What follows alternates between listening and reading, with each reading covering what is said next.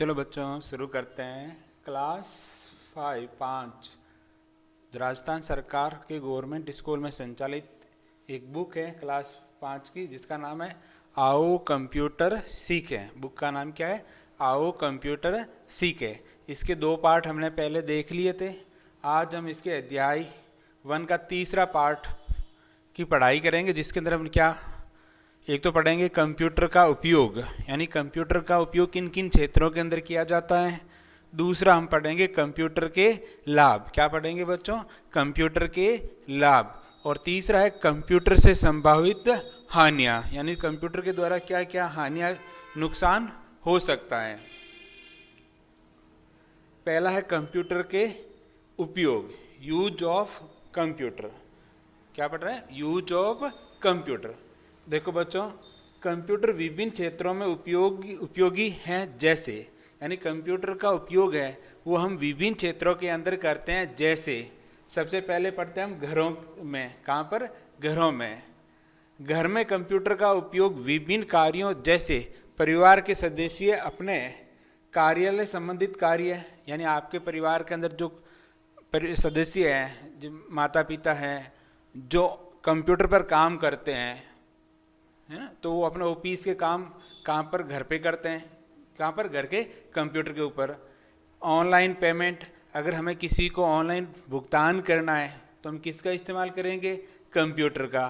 किसी को ईमेल करना है, किसी को वीडियो कॉल करना है, और मनोरंजन व विभिन्न नवीनतम जानकारी प्राप्त करने इत्यादि में किया जाता है। तो जो बच्चों कंप्यूटर उपयोग सबसे पहला कौन सा है? घर में, है ना। अगला है व्यवसाय में। कहाँ पर? व्यवसाय के अंदर। तो व्यापार में आयात निर्यात, यानी व्यापार के अंदर वस्तुओं को बेचना है या खरीदना है। लेन देन, बिक्री, स्टॉक, यानी हमारे पास कितना सामान अभी पड़ा हुआ है इत्यादि। लेखा संधा, एक पेन कलर चेंज करना, के साथ साथ बैंकिंग और स्टॉक ट्रेडिंग जैसे क्षेत्र मार्केटिंग से संबंधित नवीनतम जानकारी प्राप्त करना इत्यादि में किया जाता है। तो बच्चों सबसे पहला उपयोग कौन सा है? घरों के अंदर कंप्यूटर का उपयोग। दूसरा व्यवसाय में, यानी व्यापार के अंदर। तो व्यापार के अंदर हम कंप्यूटर का उपयोग क्यों करते हैं? अगर आपको कोई सामान है उसका आयात खरीदना है, आयात करना है, निर्यात करना है, जो लेन देन है, जो बिक्री है, स्टॉक है आदि का अगर आपको लेखा जोखा रखना है, लेखा जोखे के साथ बैंकिंग से संबंधित या स्टॉक की ट्रेडिंग जैसे क्षेत्र से संबंधित जो कार्य करने हैं, उसके लिए हम किसका इस्तेमाल करते हैं? कंप्यूटर का उपयोग कर सकते हैं। अगला है विद्यालयों में। जो हमारे विद्यालय हैं वहाँ पर भी हम किसका इस्तेमाल करते हैं? कंप्यूटर का। विद्यालय में ऑनलाइन कक्षाएं, जो आप ऑनलाइन कक्षाएं देखते हो अपने विद्यालय के अंदर, तो उसके लिए हम किसका इस्तेमाल करते हैं? कंप्यूटर का। ऑनलाइन परीक्षाएं, परीक्षा परिणाम तैयार करने के लिए, विद्यार्थियों के रिकॉर्ड रखने, संस्थापन, लाइब्रेरी इत्यादि में कंप्यूटर का उपयोग किया जाता है। ठीक है, तो हमारे स्कूलों के अंदर भी किसका उपयोग किया जाता है? कंप्यूटर का। विभिन्न प्रकार के कार्य, जो ऑनलाइन काम करना है, परीक्षा का परिणाम तैयार करना है, बच्चों तुम्हारा रिकॉर्ड रखना हो, तो उन सभी के लिए हम किसका इस्तेमाल करते हैं? कंप्यूटर का। अगला है बैंक में। ग्राहक को खाता खोलना हो, यानी बैंक के अंदर जब आप जाते हो तो वहाँ पर भी किसका उपयोग होता है? कंप्यूटर का। किसका उपयोग होता है? कंप्यूटर का। अगर आपका खाता खोलना हो, लेन देन करना हो, कुछ भी रुपए जमा करवाने हो, निकालने हो, ग्राहकों की जानकारी रखनी हो, ऑनलाइन बैंकिंग सेवाएं देनी हो आदि कार्यों के लिए बैंक में कंप्यूटर का उपयोग किया जाता है। यानी विभिन्न प्रकार के कार्य के लिए बैंक के अंदर किसका उपयोग किया जाता है? कंप्यूटर का उपयोग किया जाता है। अगला है अस्पतालों के अंदर। जब आप बच्चों कहीं अभी आप अपने पेरेंट्स के साथ या किसी के साथ हॉस्पिटल जाते हो तो वहाँ पर भी किसका उपयोग होता है? कंप्यूटर का। विभिन्न कार्य करने के लिए हम किसका उपयोग करते हैं? कंप्यूटर का। देखो, कंप्यूटर के द्वारा चिकित्सीय जांच, जैसे सोनोग्राफी करानी है, ईसीजी करवाना है, एक्सरे करवाना है आदि किया जाता है। अस्पताल में दवा का स्टॉक, मरीज का रिकॉर्ड कंप्यूटर के द्वारा रखा जाता है। यानी अस्पतालों के अंदर क्या जो विभिन्न प्रकार की जांच है उसके लिए हम किसका इस्तेमाल करते हैं, कंप्यूटर का इस्तेमाल करते हैं। इसके अलावा जो अस्पताल के अंदर जो दवाएं हैं, यानी वो दवाएं कितनी अस्पताल के अंदर मौजूद है, स्टॉक रजिस्टर जो मेंटेन करते हैं, वो सब कुछ किसमें करते हैं, कंप्यूटर के अंदर। और मरीजों का रिकॉर्ड है ना, किस रोग के कितने मरीज हैं, आज कितने मरीजों की जांच की, ये सब कुछ रिकॉर्ड किसके अंदर रखा जाता है, कंप्यूटर के द्वारा या कंप्यूटर के अंदर। रक्षा के क्षेत्र में टैंक है, मिसाइल है, हथियार है, जेट है, सेना में इस्तेमाल होने वाले सभी उपकरण कंप्यूटर के द्वारा नियंत्रित होते हैं। जो सेना के रक्षा के लिए जो सैनिक सेना हमारी, उनके विभिन्न प्रकार के जो हथियार हैं उन सभी का नियंत्रण किसके द्वारा किया जाता है, कंप्यूटर के द्वारा। वे सटीक लक्ष्य से भेदन करते हैं, क्योंकि कंप्यूटर के द्वारा कंट्रोल करके उसको क्या करते हैं, सटीक लक्ष्य से भेदन, यानी जो निशाना सेट करना होता है, यानी मिसाइल कहाँ पर या किस स्थान पर छोड़नी है, वो सब कुछ किसके द्वारा निर्णय लिया जाता है, कंप्यूटर के द्वारा। रक्षा क्षेत्र से संबंधित महत्वपूर्ण जानकारियों को गोपनीय रूप से संधारित करने एवं भेजने में सहायक हैं। अगला है कार्यालय में। बच्चों जब आप तहसील में जाते हो या डिस्ट्रिक्ट के अंदर है ना, कलेक्टर ऑफिस या कहीं किसी कार्यालय में जाते हो, ठीक है, तो वहां पर भी किसका इस्तेमाल होता है, कंप्यूटर का। कंप्यूटर कार्यालय का एक अभिन्न अंग है। जो जितने भी प्रकार के कार्यालय होते हैं उसमें कंप्यूटर उसका क्या बन गया, एक अभिन्न अंग।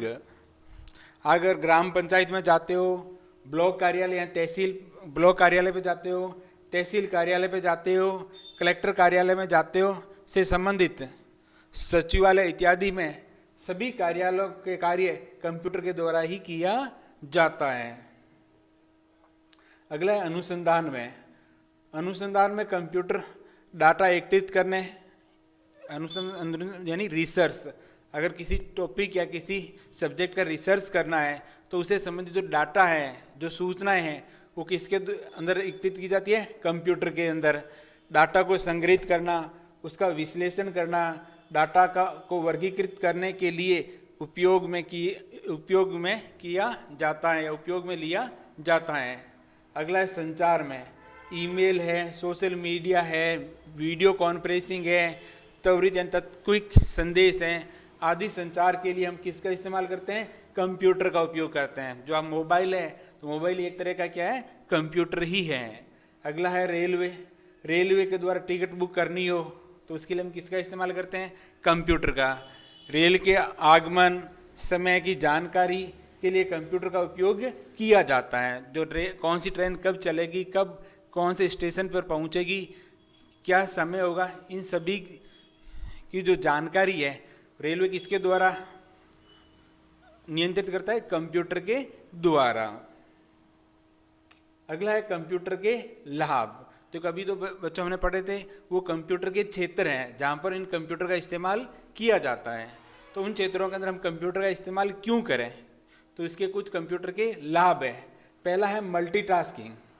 पहली विशेषता कंप्यूटर की क्या है, मल्टीटास्किंग।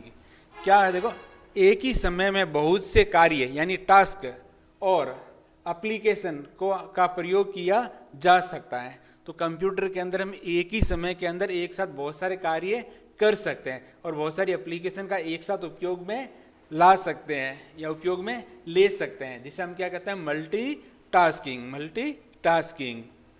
अगला है गति, जिसे हम इंग्लिश में कहते हैं स्पीड।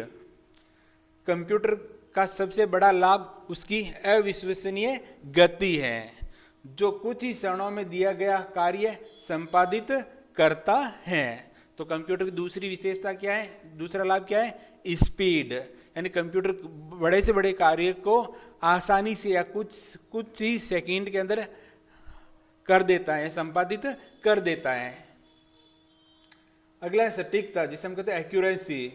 कंप्यूटर गणना एवं विश्लेषण का कार्य पूरी सटीकता के साथ संपादित करता है, यानी कंप्यूटर के अंदर गलती होने की जो संभावना है वो नहीं के बराबर होती है। अगला है डेटा सुरक्षा, डेटा सिक्योरिटी।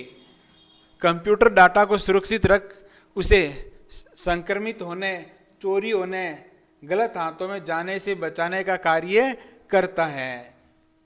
अगला है संचार यानी कम्युनिकेशन।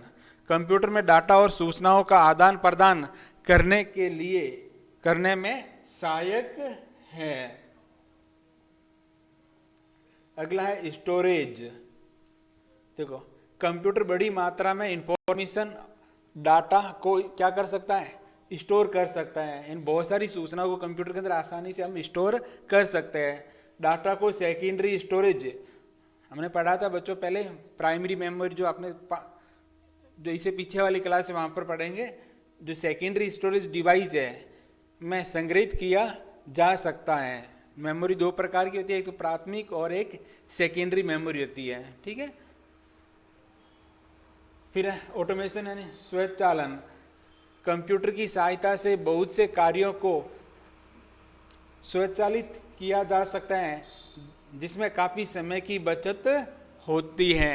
यानी कंप्यूटर बहुत सारे ऐसे काम को अपने आप कर सकता है, जिससे हमारे समय की क्या होती है, बचत होती है।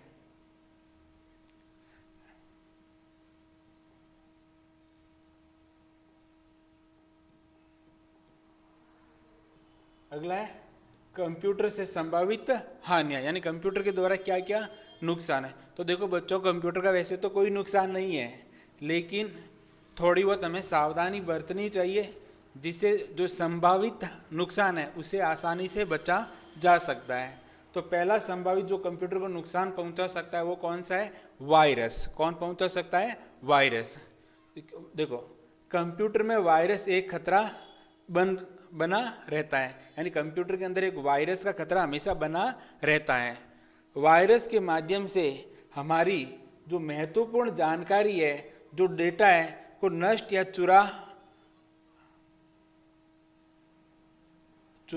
कर दुरुपयोग किया जा सकता है। जो वायरस है, इसके माध्यम से हमारे जो महत्वपूर्ण जानकारी है, जो हमारे महत्वपूर्ण डाटा है, उसको नष्ट किया जा सकता है या उसका चुरा कर दुरुपयोग भी किया जा सकता है।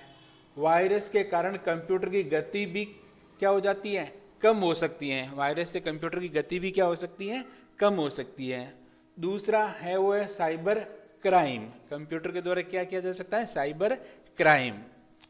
देखो, साइबर क्राइम का अर्थ होता है इंटरनेट तथा डिजिटल उपकरणों के माध्यम से कोई भी अपराध करना। साइबर क्राइम क्या होता है, अगर आप इंटरनेट तथा जो डिजिटल जो गैजेट है, उपकरण है, उनके माध्यम से अगर कोई भी अपराध करते हो तो उसको हम क्या कहते हैं, साइबर क्राइम कहते हैं। इसमें ऑनलाइन धोखाधड़ी, किसी की जासूसी करना, डेबिट कार्ड और क्रेडिट कार्ड की जानकारी चुराना आदि अपराध शामिल होते हैं।